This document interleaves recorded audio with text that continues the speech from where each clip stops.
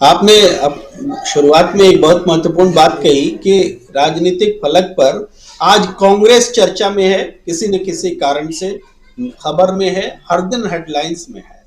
ये आज जो विवाद, जो चर्चा हो रही है विवाद की शक्ल में, उसमें हम देखें तो क्या चर्चा हो रही है कि इस देश के लिए वफादार कौन है, देशभक्त कौन है, कौन लोग देश के लिए जान देने वाले हैं, कौन लोग देश के लिए कुर्बानी देने वाले, यही चर्चा हो रही है।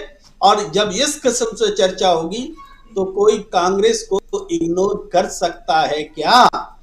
ये महत्वपूर्ण बात है। कुत्ता सवाल आया, बहुत दर्द हुआ लोगों को कि कुत्ता बोला गया, लेकिन कुत्ता किसको बोला गया? कोई कोई बोल सकता है कि खड़गे जी ने किसको कुत्ता बोला? नहीं बोल सकता, क्योंकि किसी खास को कुत्ता नहीं बोला गया है। और हम इसको इस रूप में देखें, यहाँ हमारे यहाँ बहुत नारा लगता है, राजीव जी, शेर आया शेर आया, और फिर अपने नेता का नाम ले लिया जाता है, शेर आया शेर आया। इंसान की तुलना जानवर से होती है और वो जय जयकारा के रूप में होती है कि जैसे जयकारा लग रहा हो, लेकिन ये लोग भूल जाते हैं कि ये हिंदुस्तान की धरती शेर शाह की है, जिसने एक बार में शेर के टुकड़े कर दिए थे, और इसलिए शेर शाह कहा जाता है। इंसान से बड़ा कोई शेर हो सकता है क्या? ये बुद्धि की बलिहारी है कि लोग शेर आया करके अपने प्रिय नेता को भी शेर बना देते हैं, इंसान से जानवर बना देते हैं। आप कुत्ते का जो जिक्र आता है, वफादारी के सेंस में आता है ना, अपने मालिक के लिए कुर्बानी के सेंस में आता है। कथाएं अटी पड़ी हैं कि कुत्ते ने अपने मालिक की भक्ति में जान दी है। तो इस देश के लिए आपके एक कुत्ते ने भी क्या कुर्बानी दी है? अब इसका मतलब क्या किसी नेता पार्टी इससे लगाया जाना चाहिए? ये मैं स्पष्ट कर रहा हूं पूरी बात को कि मल्लिकार्जुन खड़गे ने कहा है, तो और कहा जा रहा है कि अभद्र भाषा, अभद्र भाषा है। मान लीजिए हम कहते हैं नाच ना जाने आंगन टेढ़, तो हम आपको अगर इशारा करके ये बात बोले तो आप कहें कि हमें नचनिया कह दिया, आप ऐसा लेंगे क्या? मतलब अरे नाचना खूब चल रहा है जी, जी, लटके झटके भी खूब चल रहा है ये शब्द। तो इस किस्म से मुहावरों को जो देखा, हम फिर से आपको याद दिलाना चाहते हैं। देखिए, एक समय था हम चर्चा करते थे कि गद्दारों को गोली मारो और सालों को और ये सब बोल करके एक मंत्री ने कहा था। तब मुझे याद है राजीव जी, जब मैं कहता था कि ये गलत है, तब मुख्य धारा की मीडिया कहा करती थी, बताइए गद्दारों को गोली मारने की बात करना कैसे गलत है? क्या आप गद्दार के साथ हैं? बोलिए आप गद्दार के साथ हैं। तो अगर आप बोले कि हाँ हम गद्दार के साथ हैं, तो इसका मतलब आप देशभक्त हैं। देखिए, बहस को देश विरोधी है, आप बहस को कहां ले जा रहे हैं? जबकि हमारा सवाल होता था, हम क्यों गलत बोलते थे कि केंद्रीय मंत्री अनुराग ठाकुर ने यह नारा दिया, ये कानून को हाथ में लेने की बात करते हैं, मंत्री होकर के सिखाते हैं कि कानून को हाथ में लो और गद्दारों को गोली मारो, यही तय करेंगे कि कौन गद्दार है और यही गोली भी मारेंगे।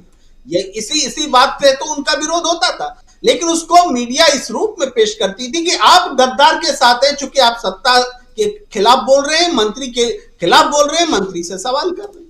और आज वही मुख्य धारा की मीडिया वो कुत्ते वाली बात को अभद्र भाषा के रूप में पेश कर रही है। अरे, जो गद्दारों को गोली वालों का समर्थन कर रहे थे, उनको कुत्ता उनको ज्यादा खतरनाक नजर आ रहा है। जो लोग भरी सभा में सभा आयोजित करके मुल्ले काटे जाएंगे, राम राम चिल्लाएंगे बोल रहे थे, उन लोगों को भी आज ये अप्रिय लग रहा है कि कुत्ता बोल दिया गया। किसको बोल दिया गया वो भी स्पष्ट नहीं, मैं पहले भी कह चुका हूं।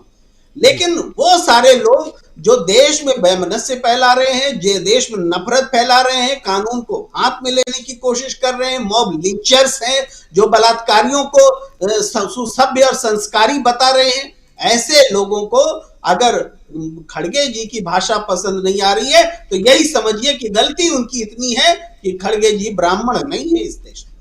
अगर वो ब्राह्मण होते तो फिर खड़गे जी पर इतना आक्रमण नहीं होता। अरे एक वफादारी का सवाल ही तो उठाया है कुत्ते के नाम पर कि देश के लिए कौन वफादार है। तुम्हारे पास कौन कुत्ते जैसा भी कोई है जिसने देश के लिए कुर्बानी दी? तो ये सवाल पूछना क्या गलत हो गया? ये मुझे लगता है बहुत सही बहस जा रही है देश के सामने। देश को पता चल रहा है इस देश के लिए किसने जान दी, देश के लिए किसने कुर्बानी दी।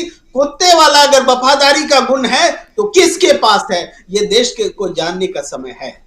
जी बिल्कुल, बंदी अपने कारण से है। जी एक तो ये देखा जाए कि राहुल गांधी जी की यात्रा से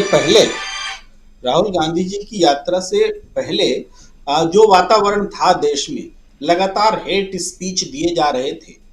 और अब जो है जिस पे चर्चा हो रही थी तब हेट स्पीच पर, और आज चर्चा हो रही है जो राहुल गांधी, मल्लिकार्जुन खड़गे या कांग्रेस के नेता जो कुछ एक शब्द बोलते रहे उन पर चर्चा हो रही। अब देखिए, आपको याद होगा आदिवासी वनवासी के सवाल पर चर्चा हुई थी। आपको याद होगा कि सावरकर पर चर्चा हुई थी। अब सावरकर को लेकर के जो चर्चा हुई और अब जो चर्चा हो रही है वो कि राहुल गांधी जी ने जो क्या कहा और मल्लिक जी ने क्या कहा। तो इस पर मैं ये देख रहा हूं कि चर्चा जो हो रही है मूलतः इस बात पर हो रही है कि क्या देश में देशभक्त कौन है, गद्दार कौन है पर बातचीत नहीं हो रही है। याद रखिए, देशभक्त कौन है इस पे बात हो रही है। मतलब एक टोन बदला है। आप देखेंगे कि इसी देश में की संसद में जब पीयूष गोयल जी बोल रहे हैं तो क्या कहते हैं कि इस संसद में चूंकि भारतीय जनता पार्टी के सदस्यों की संख्या ज्यादा है इसलिए माफी मांगनी चाहिए मल्लिकार्जुन जी को। क्या मतलब है भाई? संसद में मल्लिकार्जुन खड़गे जी को इसलिए माफी मांगनी चाहिए कि वहां भारतीय जनता पार्टी के सदस्यों की संख्या ज्यादा। ये अजीबोगरीब तर्क जो आ रहे हैं, कहां से आ रहे हैं? भारतीय जनता पार्टी की तरफ से आ रहे हैं। क्यों आ रहे हैं? क्योंकि एक जेन्युइन सवाल खड़ा कर लिया गया है, कुर्बानी का इतिहास रख दिया गया है और बताया जा रहा है कि इस देश में जो पार्टी है, कांग्रेस पार्टी के जो अतीत है वो कुर्बानी से जुड़ा हुआ अतीत है।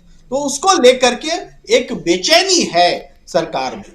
तो परिस्थिति बिल्कुल बदल गई है इस राहुल गांधी की यात्रा के बाद से। हमारे चैनल से जुड़े रहने के लिए YouTube पर टाइप करें DB लाइव, सब्सक्राइब बटन को क्लिक करें और बेल आइकन को दबाना न भूलें ताकि खबरें आप तक पहुंचती रहें।